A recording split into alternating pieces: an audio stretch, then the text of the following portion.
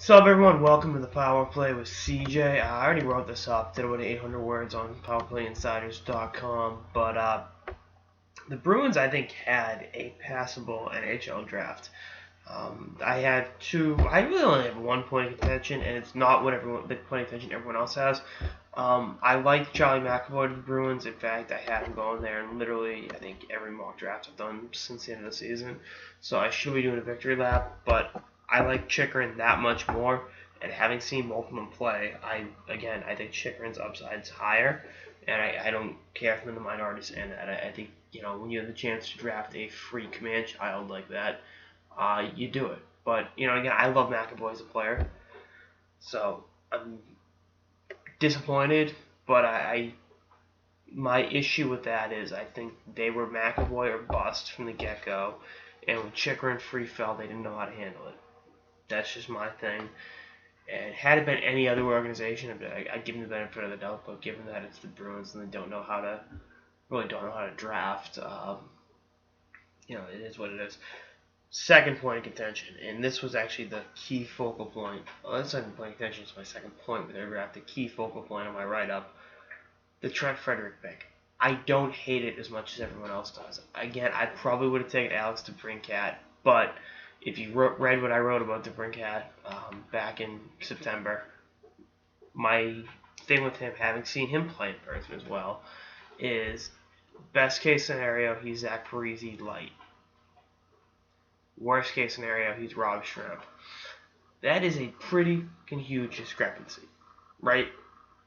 Zach Parise, right here. Rob Shrimp's right here. You can't. And again, had they taken it, I would have understood. I mean, you don't score 50 goals by accident in back-to-back years. Although, playing with guys like McDavid and Dylan Strome help. And again, he's a great player in his own right. His vision and ability to get open without the puck are second to none. But I don't hate Frederic. I think he's going to be a very, very solid middle six forward at the next level. I think he's a demon on special teams. And, he's got the potential to be a guy that, you play against the team's top line. I went so far as to a Backus Kessler type at best. And at worst, I think he's the best years you got out of Chris Kelly, which I'll talk about him later. His name come up again. So you kind of look at it and say to yourself, well, is it that bad of a pick? I don't think so. And I like the Lindgren pick a lot. I'm just going to go on a little bit. I think I'm going to write him up tomorrow. He's a very good player. The two Europeans, I think, are okay.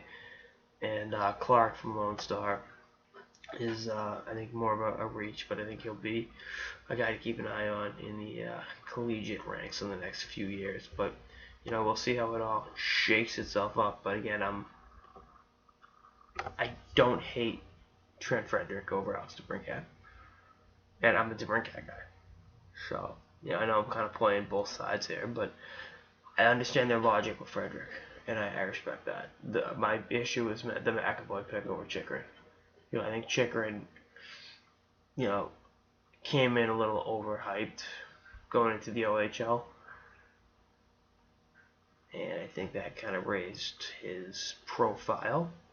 And when he struggled this year, it was like, oh, he's supposed to be the best thing since sliced bread. Obviously, didn't come to fruition. But he's I think going to be a very, very good NHL player. I like Chychrun. I think McAvoy's going to be great as well. I just think Chychrun's going to be better at the end of the day. And that's not even a hot take. It's just my personal opinion of having seen both of them play.